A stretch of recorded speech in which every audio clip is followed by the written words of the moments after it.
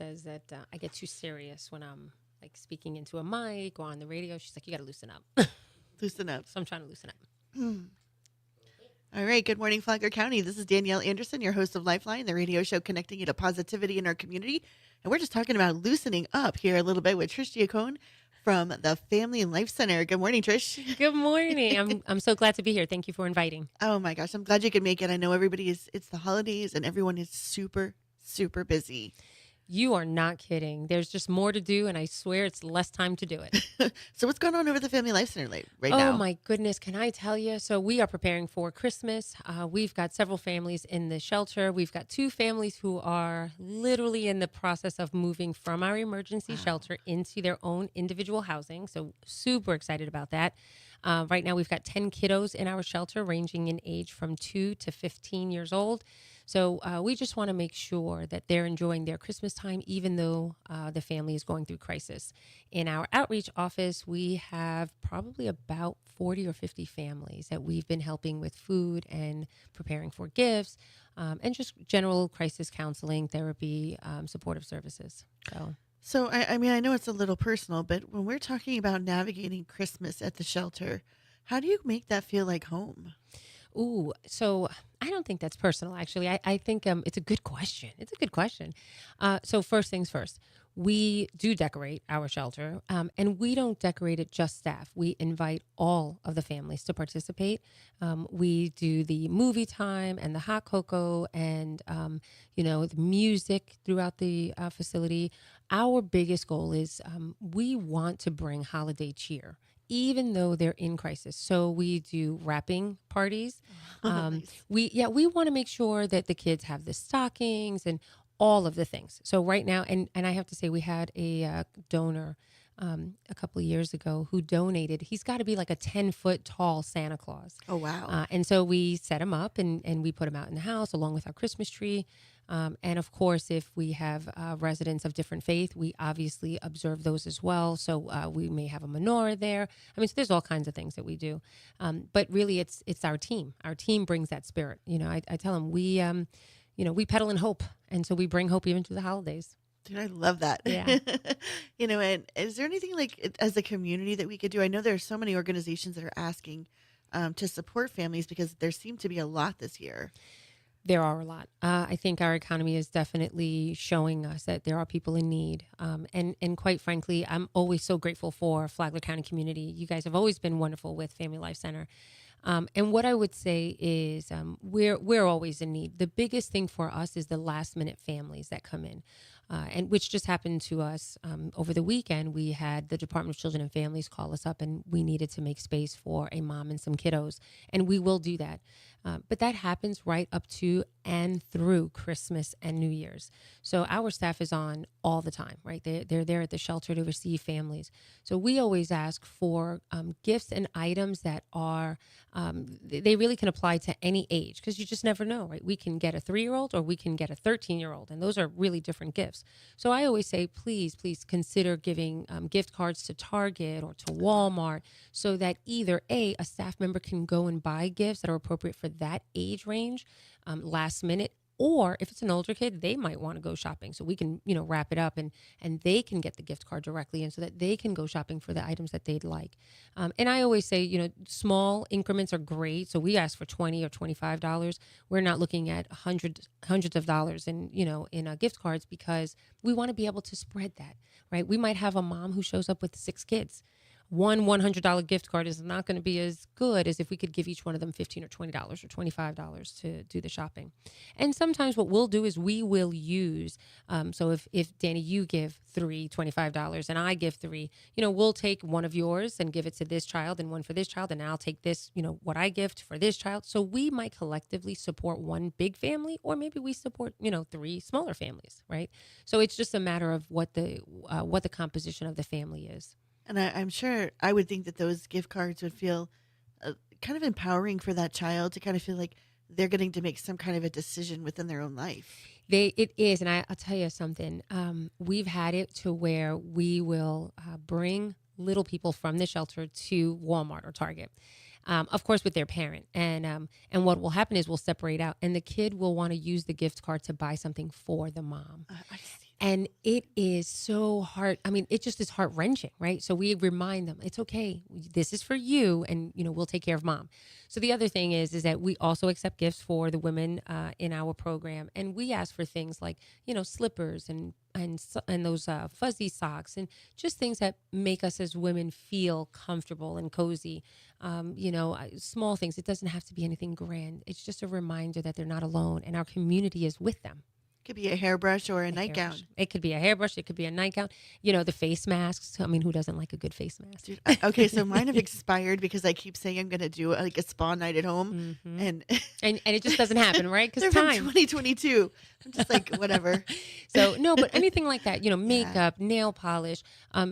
Several years ago, we had a local store donate a box full of makeup. Oh, And wow. so we were able to separate that out and make baskets for the moms along with some other things. And it was just, again, just a reminder that, particularly through the holiday season, they are not alone, right? Our community loves and supports on them. And if you look good, you're going to feel good. And it's Yeah. just a matter of getting yourself back on Yeah. your feet. It is. And, most of the residents with us, they stay with us about 8 to 12 weeks, which is not a lot of time. Right. But in that time, they do so much work so that they can, begin that healing journey independently. I mean, of course, Family Life Center is always around, but we want them to also thrive independently. So anything you can think of as a gift, like I said, makeup, nail polish, slippers. Sometimes it might be. We were talking recently about K cups. I was talking with a board member, and I said, hey, if they have a buy one get one at a store, give us the get one, and that way, just think about it. If you wanted to have a coffee in the morning, and you were able to do that in a shelter, I mean, doesn't that make you feel a little more connected to your community? Just a cup of coffee, because listen, we're not buying $5 high dollar coffee. Right. Or even marshmallows for your hot Or chocolates. marshmallows. Yeah, yeah, I mean, yeah. that little touch when you're watching Home Alone with the kids. Yep, yep. Or Polar Express. Lets them Yeah. be like, feel like it's normal. It's Yeah. kind of normal. That's what it is. We're really trying to normalize the fact that, although it's not normal to be in a shelter, we're normalizing the fact that we as individuals go through crisis situations and we can come out the other side okay. But while we're going through it with someone, which is the important thing about having professionals and community support, because the professional isn't going through the crisis. So our staff is there to help guide and love on and support, and all the things, so that moms and kiddos know that there is a better day tomorrow, right? There will be a better day tomorrow. We don't know what it looks like, but we're going to be there with you as we unfold it together. So, I mean, I know you rely on donors and things like that. How do you manage this? Because this is a heavy lift. Yes, it is. Actually, you say that, I'm thinking, oh, all the things I got to do. It is a heavy lift. First, let me say, I have a wonderful group of volunteer board members who meet with me at least once, twice a month to talk about what we've got going on. And I couldn't do it without them. So I have to give a shout out to our board of directors, who are just amazing people and unpaid. But how we do that is with a team. So, I am so blessed to have a fantastic, fantastic finance director who has been part of Family Life Center for over 15 years. And most Wow. people don't know that. But I'm going to give a quick shout out to Tammy Sanner, who I often joke around as my work wife. Love her to death. Don't know what I would do without her. But she keeps our budget on point. She makes sure that we're spending the money the way we need to and the amount the way we need to. And if there's a gap, she is quick to let me know, Trish, we have a gap here. And so then I come to people like you, Danny, and to the Flagler community and say, hey, Family Life Center has this gap. What can we do? Or I do that via social media, which most people are really good about responding to. But it's a constant shifting of plates, right? Our plates are constantly spinning because we are running a 24-hour domestic violence shelter. So think about all of your bills at home, but it's quadrupled in hours. Think about the appliances and the maintenance and all of that. But then we also have our outreach program, which also runs, 40 plus hours a week, where we're out in the community. We're providing support to those who maybe are on the verge of leaving or have just left, and maybe they're not in our shelter, but they're living with a family member. So there's a lot of activity that we do. So we've got not only our finance director and myself, but then we have a team of about 17, 18 staff members who are faithful to the mission, who want to support victims, who come in every day, even though, it's hard. I tell people it's heart work, right? It's our heart that it brings us to work every day. But it's about them coming in and really putting their best foot forward and providing the support for victims. So it's a team effort.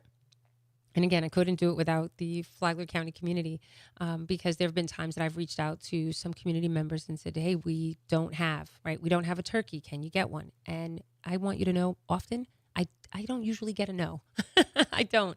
It's team effort. I say it's team effort. I will say that we are always looking for volunteers. We've got a couple of interns right now, but we're always looking for volunteers. Everything from helping us mow the lawn at our emergency shelter to helping us decorate Christmas trees and packing bags and cleaning our facilities. I mean, we've got stuff for anybody. You want to come and volunteer with us? Let us know. We will certainly put you to work.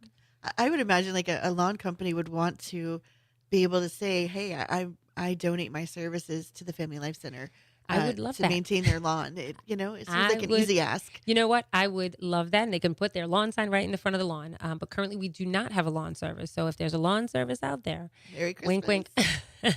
It could be you. Yeah, absolutely. So we're going to take a quick break and we're going to talk about how um, the holidays are coming up and this can be a very stressful time for families and what they should be doing and how they can navigate things. So Sure. we'll be right back. Dude, you're killing it. I could talk. See, I could just. Blah. She's all day. That's great. Okay, ready? All right. So we are back with Trish and we are talking about the Family Life Center, what they do and how they do it, but also we want to bring awareness to this is a really stressful time for families under the best of circumstances. You've got people coming to your home, all the pressure of Christmas and the holidays and things like that. So how do we keep families kind of on track? And, there's that one time that spouse might push your button and you want to respond and you say, Yeah. Well, it's so interesting that you mentioned this today. I actually did a de-escalation training, refresher training for some of our team members that included emotional regulation and also techniques for grounding. So the first thing I tell people is when you begin to notice that your nervous system is activated, which ultimately means when you start to get upset and your heart beats faster, or you notice that your hands get sweaty, or for some people their ears get red, noticing what's happening with your body, take a break, walk away. That to me is the easiest, best way to diffuse a potential situation. So you walk away, you begin to regulate your own body. We call them deep diaphragmatic breathing, which are simply deep belly breaths. You take a couple of those. If you have to, I tell people, if you have to, use a fidget spinner. Just really get yourself regulated to a place where you're not feeling like you want to pounce on someone else, or that you're so emotionally triggered that your voice is cracking, or right. We want to bring that down. And then we don't necessarily have to address a situation right then and there in the moment, which is why we say walk away. It doesn't mean come back in 5 minutes. It might be the next day. It might be a few hours, but take the time that you need in order to make sure that you are safe, your personal safety, so that you can speak freely without feeling overwhelmed. The second thing is as you're regulating yourself, right? Also recognizing the environment. And this is part of the safety planning we do with many victims. What room of the house are you in? Who is in the house? How do you get out of the house if things get a little bit hairy? So knowing what your exit strategy may be, right? So is there a window in the house? Is the window open? Is there a lock on the door? Who has access to that lock? If you were to leave the home and there are little people in the home, how do the little people know to get out of the house also? So, and there are some strategies that we teach in, with our advocates, so that you're welcome to reach us individually. You're welcome to reach us, and then we'll do an individual plan. I want to make sure that we're considerate of your environment. But with little people, how do we get them out? How do they know what's safe, what's not safe? How do we talk to them about not getting involved? Because, one of the number one things is kids get involved in a domestic violence situation in an effort to prevent anything, and they are harmed. They are physically harmed. They're emotionally harmed. So we want to diffuse that, right? We want to teach kids, how do you stay safe? How do you get out of the house? If calling law enforcement is something you want to do, how do you do that if you don't have your phone handy, right? How do you let a neighbor know? Or, so these are all the things that we talk about more specifically individually. But during the holidays, please, please, please, please walk away from each other, right? Somebody needs to walk out. If they need to reach out to have a cool down moment, please call a family friend. Just give yourself the space and the place in order to get your emotions regulated so that we're not calling people in that don't need to be called in. So if you have somebody, and you're having a conversation and you notice that they're starting to get a little excited, Hmm. uh, and you say, "Hey, just calm down." And of Ooh. course, for some reason that makes people really angry. I Yes. did that to somebody the other day, Yeah. like, "You just told me to calm down," and Yeah. I was like, Yeah. you're getting a little Hmm. excited, and Hmm. it seemed to make it worse. Yes. What's the best way to kind of get them to realize, "Hey, listen, um, it's a That little too much right now." Okay, so what's interesting is yes, please don't tell people to calm down. That's like a trigger. It's so bad. I know we're often taught like, yeah, do that. No, no, no, let's not do that. So the best thing is we cannot change the other person. Right. So if for whatever reason their elevated voice, or they're getting a little bit more assertive to the point of aggressive and you're not okay with it, then this is where you say, you know what? I'm noticing that you're getting actually, let me rephrase that. I'm noticing this conversation is not going in a good direction. I just need to take a pause. Right. I'm not blaming the other person. Put it back on you. I'm literally saying, I'm not feeling comfortable in this state of being and let me walk away, right? Because now it's not about I'm pointing fingers at that person. I'm saying, this is not okay with me. Let me remove myself for a short period of time. I can always come back.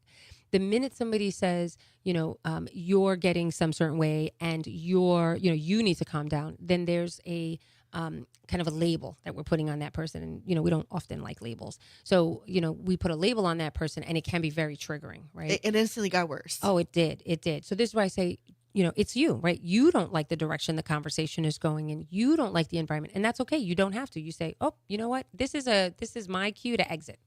This is my cue to let's take a breath here. I'm going to walk away and I'll come back. Talk about it. And that's healthy. And I hate to say conflict, but it is healthy conflict. It's saying, nope, this is going in a direction I'm not okay with.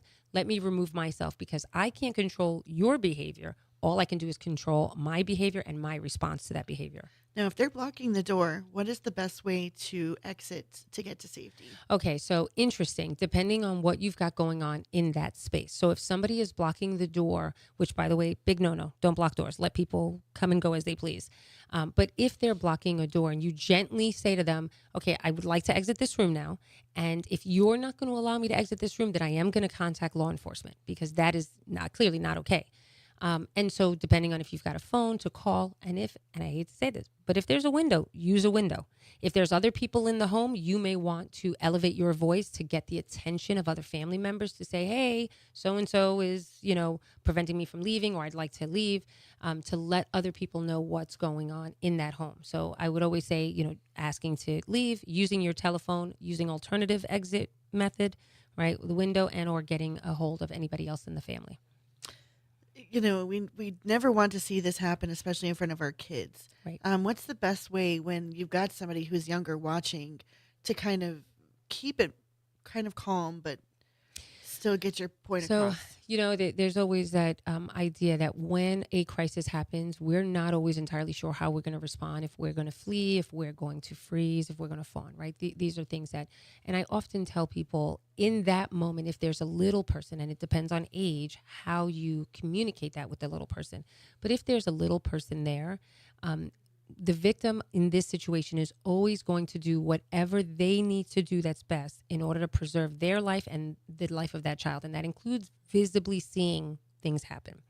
So depending on what you've got going on, either redirecting that child, right? So if it's a little kid, asking them to, watch the television or color, and then that way keeping your voice calm to try and dissuade whatever the perpetrator is trying to do. That doesn't always work, but you want to try and give this little person something to do and then the perp something else to do, hopefully that you can talk them into letting you go. If it's an older child, reminding them, hey, please don't get involved. We don't want something to happen to you.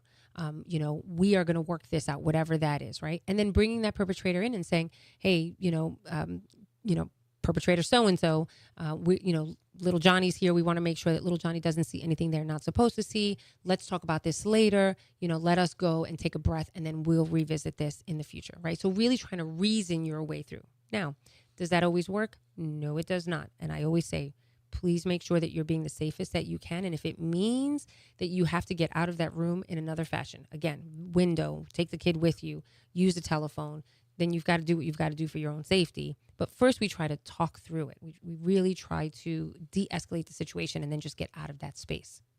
So if people have questions, how should they get in touch with you? They can reach us. Our crisis line, which always has an advocate available, is 386-437-3505.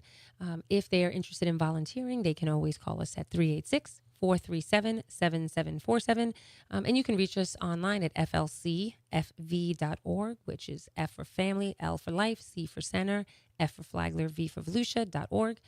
Or you can also check us out on social media. We're not great about it. I'm trying to get better. But you can check us out on social media. That's awesome. And I know you guys have some great fundraisers that are usually scheduled. Anything coming up? We do. So we've got our annual golf tournament, which is going to be at the conservatory in April. So please, if you're a golfer, look out for that. And we had to reschedule our Italian festival to April as well. So we're going to have a very busy April. So I know. So if you're interested, please let us know. We need some volunteers. And then we want you hopefully to come out and enjoy the day with your family. That is amazing. Thanks. So I know I've let you get back to work, but thank you for being here and sharing all this good information. Anytime. Thank you for what you do. All right. So we want to thank WNZF News Radio, Flagler News Weekly, the Vigilante Philanthropists, Massage by Natalie and Company. And hey, that is a great way to de-stress, by the way. And our Benjamin Moore Paint Store here in Palm Coast for sponsoring the show. And we'll catch you guys next week. Take care.